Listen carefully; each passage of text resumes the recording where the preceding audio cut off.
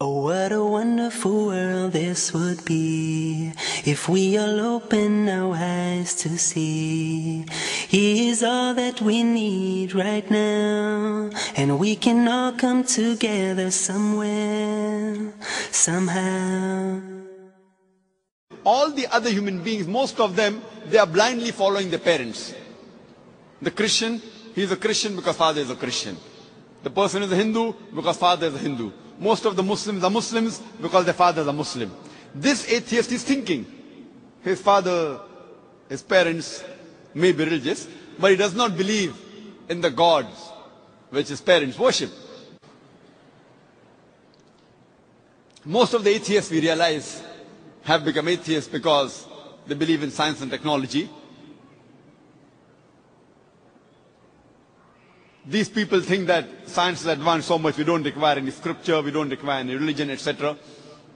The first question I ask to the atheist is that suppose there is an equipment, there is a machinery which no one in the world has ever seen before. If it's brought in front of you, if it's brought in front of the atheist, and if we ask the question to him that who will be the first person who will be able to tell you the mechanism of this machinery or this object, what can be his reply? What can he reply? Suppose a machinery who no one in the world has seen, if it's brought in front of the atheist and he's asked the question, who will be the first person who will tell you the mechanism of this machinery or object? The reply the atheist will give you is the first person who will tell you the mechanism is the manufacturer. Some may say the creator, some may say the inventor, some may say the producer. Whatever they say, it will be somewhat similar. Either they say the creator, the manufacturer, the producer, the inventor. It will be somewhat similar. Just keep it at the back of your mind. Then ask him the next question. That how did our universe come into existence? So the atheist will tell us that initially there was a primary nebula. Then there was a big bang. There was a secondary separation which gave rise to galaxies, the sun, the moon, and the earth on which we live. This we call as a Big Bang. When did you come to know about this creation of the universe? So he will tell you, about 30, 40 years back, the scientists that discovered this.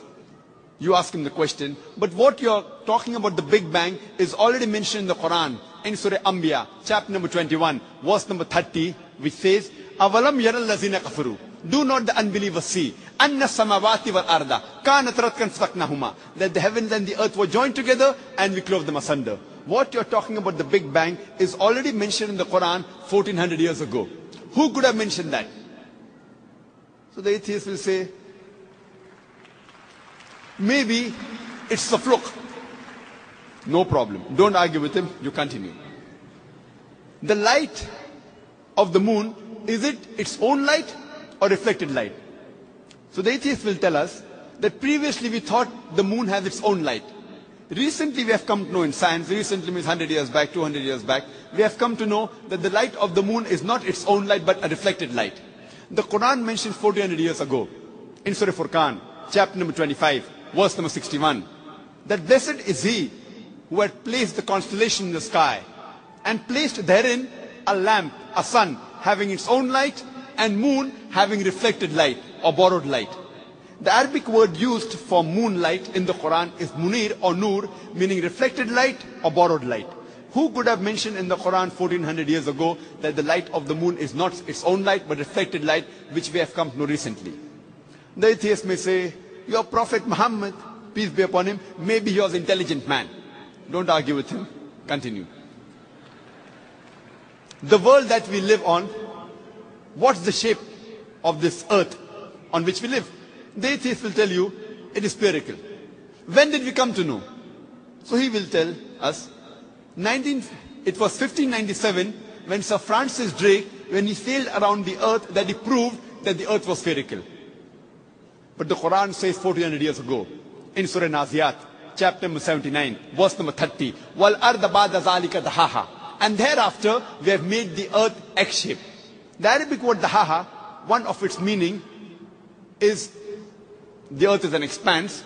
The other meaning is derived from the Arabic word duya, which means an egg. And it doesn't refer to a normal egg. It refers to the egg of an ostrich. And we know the world is not completely round like a ball, but it is geospherical in shape. It is starting from the pole. And if you analyze the shape of the egg of an ostrich, that too is geospherical in shape. Who could have mentioned 1400 years ago that the shape of the earth is geospherical? Again, the atheist may say, your prophet, maybe he's super intelligent. Don't argue with him. You can continue. When I was in school, I had learned that the sun was stationary. It revolved, but did not rotate about its own axis. So the atheist will say, is that mentioned in the Quran? I say, no, that is what I learned in school. When I passed my school in 1982, approximately 12 years back, I had learned the sun was stationary, did not rotate about its own axis. But the Quran says in Surah Anbiya, chapter number 21, verse number 33, Huwa allazi khalaqa al-layl wan-nahara. It is Allah who has created the night and the day. Wa-shamsa wal-qamar, the sun and the moon. Kullun fi falaki yasbahun, each one traveling in orbit with its own motion. So the Quran says that besides the sun revolving, it even rotates about its own axis. Who could have mentioned this in the Quran 1400 years ago? And the atheist will be silent. There will be a long pause. Don't wait for the reply. You can keep on continuing.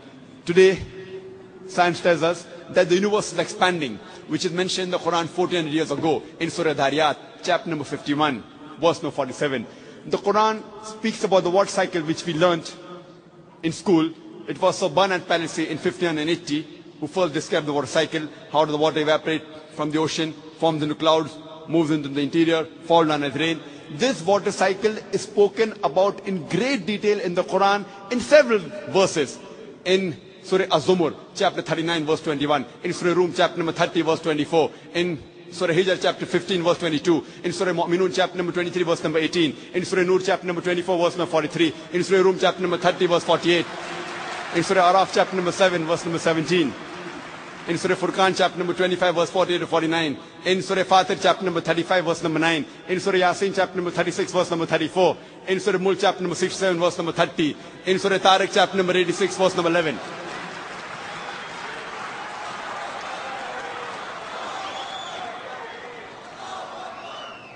There are hundreds of verses in the Quran which only speak about the water cycle, which science has discovered recently. We can keep on talking that today we have come to know that the plants have got sexes which we did not know earlier. Quran says in Surah Taha, chapter number 20, verse number 53, that the plants have got sexes, male and female. Today we have come to know that there are two types of water, sweet and salty.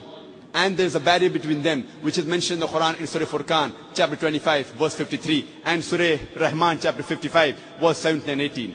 Marajal Bahraini al-Taqiyan, Bainahuma barzakhun la yabghiyan. It is Allah who has let free two bodies of flowing water. Though they meet, they do not mix. There is a barrier between them. Today science tells us that it is the mountains which prevent the earth from shaking, which is mentioned in the Quran 1400 years ago in Surah Naba, chapter number 78, verse number 6 and 7.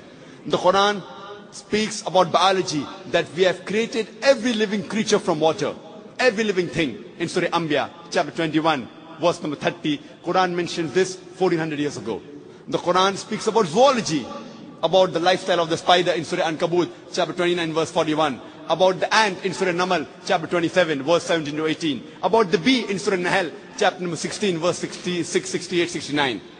The Quran speaks about embryology in Surah Alaq, chapter 96, verse number 1 and 2. We have created the human being from alaqa, a leech-like substance, which we have come to recently.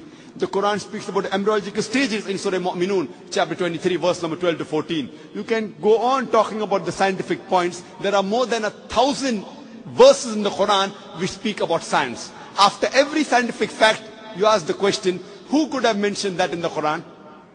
The only reply the atheist can give you is the creator, the cherisher, the manufacturer, the inventor, the producer. This creator, this manufacturer, this producer, this inventor, we Muslims call him as Allah.